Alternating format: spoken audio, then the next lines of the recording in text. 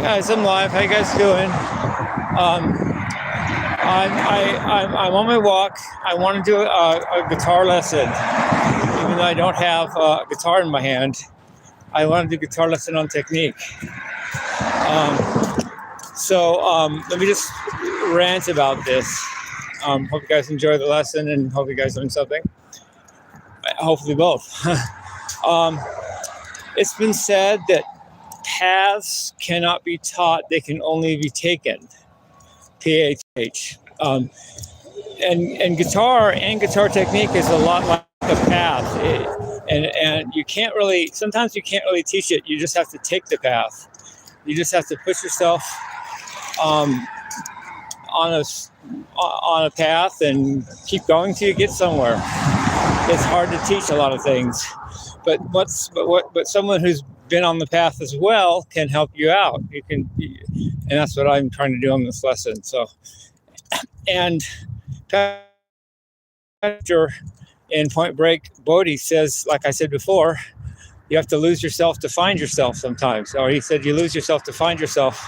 That's a lot of the path too, you know. The moderator was always telling me, you know, that he was always saying that. Well, he was talking about technique to me a lot. He said a lot about, you know, not prove it, or not having before.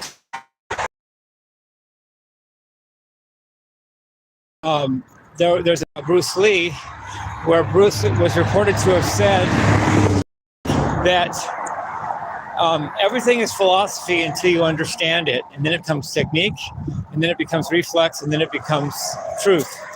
So technique is a lot like that too. So let's go into some technique, and I'll explain what's going on in my mind and what's going on with my own technique.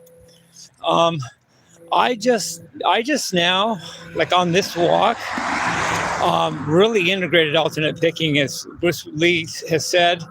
He said that everything is philosophy until you understand it, at which point it becomes technique, and then it becomes reflex, and then it becomes truth. I got to plug my ears for a second.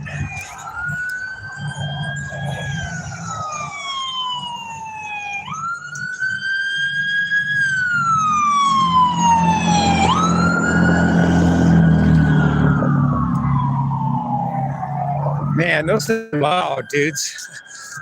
So I had to plug my ears. So I just now on this walk made my alternate picking a reflex, or maybe truth. I'm not sure. One of the two. I just, you know, integrated it into my just second nature, maybe conscious or subconscious level understanding. And I have a pick in my somewhere in my keychain. I'd like to show you. Maybe that'll help with what, you know, just in this lesson. I have this little keychain. It's got a little pick pouch in it, and I have a pick. Oh, love you. I have a pick in here that I see all the time. If I can get it out of here. I'm not as coordinated in the cold weather for some reason. I fumble more in the cold weather. Anyway, let's get the pick in my hand here. Put it here. So this is my pick. I use Ernie Ball Prodigy 2.0 millimeter picks, and Eddie Van Halen would hold it like this with his thumb and middle finger, because he was mainly a tapper and he wanted his strongest finger, which is forefinger, to tap. I don't do that, but he was great. So obviously I don't knock it. Then there's another approach where you hold your pick like this and you pick like this, and then when you go to tap, you just switch to this finger and then tap. A lot of guys do that. Paul Gilbert does that. Paul Gilbert of Racer X and Mr. Big. Tony McAlpine, the shredder of the 80s that did then later jammed with Steve Vai's band, did that all the time. I don't like that. There's always a chance of dropping your pick, and then where are you? Plus, it takes that much more effort and that much more time to get to your tapping finger. So I don't like that, but do what you want. But the way I use is I pick with my thumb and first finger, and then I tap with these two fingers. That I got that from Steve Vai, David Lee Roth, Smile Band guy, and Crossroads movie. Great, flexible, and that's what works for me. And the reason I don't use the pinky to tap, even though if I had to, I guess I probably could, because I have done it a couple times in my life, just to try it out. But the thing about two finger tapping is you can go on one string, you can go back and forth to two different notes on a string easier than just one finger.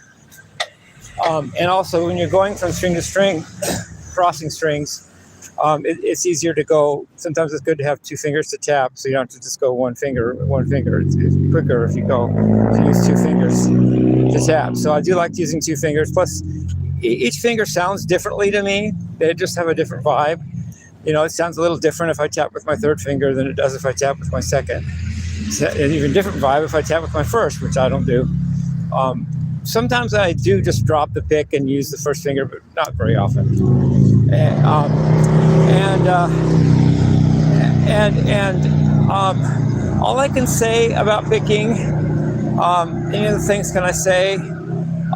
Eric Johnson did a video called Total Electric Guitar in 1990, and he had a good advice about picking. He said he doesn't hold the pick real hard. He lets the pick do the work more than his hand. He doesn't grab the pick really hard. He kind of holds it loosely, and I think it gives you a lighter touch. I think it gives you a better tone, and I just think it's good to not grab it too hard, because then you tense up. And the meditators always told me that relaxed muscles are fast muscles.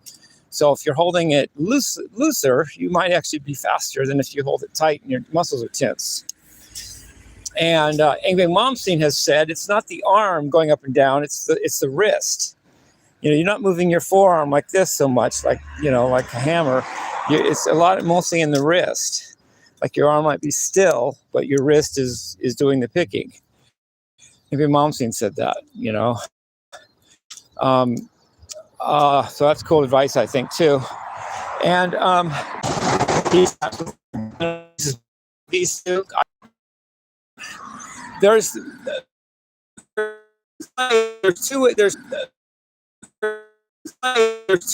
two kind of ways of playing.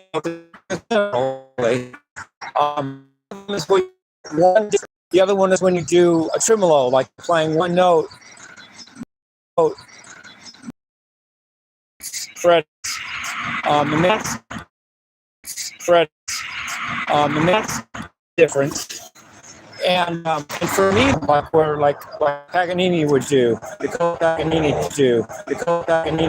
you hit a note and you hit another note, and you hit the same note again, and you hit a note and you hit another note, and you hit the same note again, and then another note, and then the first note again, then another note, first note again.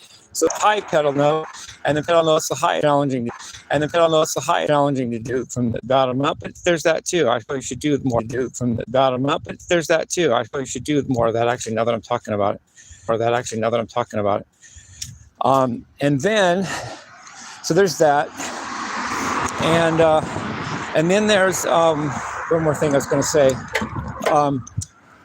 What was I going to say? When crossing strings, there's no right way or wrong way for that. In fact, as long as you're in general, how you cross is just strings more than, oh my God, it's like there's the economy or sweep picking way where you do like the same stroke, two strokes in a row, where you do like the same stroke, two strokes in a row, like two down strokes if you're going from a lower string, one of the bass strings to the treble strings, and then do an up. the upstrokes in a row if you're going from the treble string to bass strokes. And then there's and then that you always do inside or outside the string crossings. So you're always keeping the alternate picking together even when you're changing strings. So it's down, up, outside, up, down, inside to go from a bass string to a treble string, or it's up, down, outside, or down, up, inside to go from a treble string to a bass string. So there's that little tidbit too. I find the more I play, the more I find I like the sound of Paul Gilbert's way better than the sweeping economy way. It just sounds more elegant, and it sounds more accurate. It even sounds cleaner and faster in many ways. And I like to play the Paul Gilbert way more as I play more and more. I get better at it too. And then there's another thing. Don't forget this. Love you. There's when you're crossing strings or going from string to string, another variable in the mix is sometimes you go right to the adjacent string, but then sometimes you skip from 1 to 4 strings on a 6-string guitar. If you, in other words, you could go from the first string to the third string, that's skipping the second string, or from the third string to the first string, that also skips the second string, or whatever. And that's a cool thing too. To me, I only do it if it feels musical. Like, I don't like that disjunct sound. If it just sounds like I'm doing it just to do it, and it doesn't sound like I'm not really into it, and I'm not really I don't know. I have to feel like I really like what I'm playing, not just doing a trick. Though there's nothing wrong with the technique. In fact, I'm starting to do it more and more as I go on too. That's a lot of became reflex. At least it went from technique to reflex, or maybe it went from reflex to truth. Probably the first one. I'm not probably technique to reflex, but it could be. You never know. I mean, I made an improvement by just, internalizing it and making it subconscious, and integrating it into my bones. You might say, really deep inside. It sunk in. Put it that way. So anything else in this lesson? Let me think. Because I could go on and on about technique. I think I'm just going to do picking, because that's long enough, and I haven't even started any other topics. So hope you guys enjoyed the lesson. Let me get you over.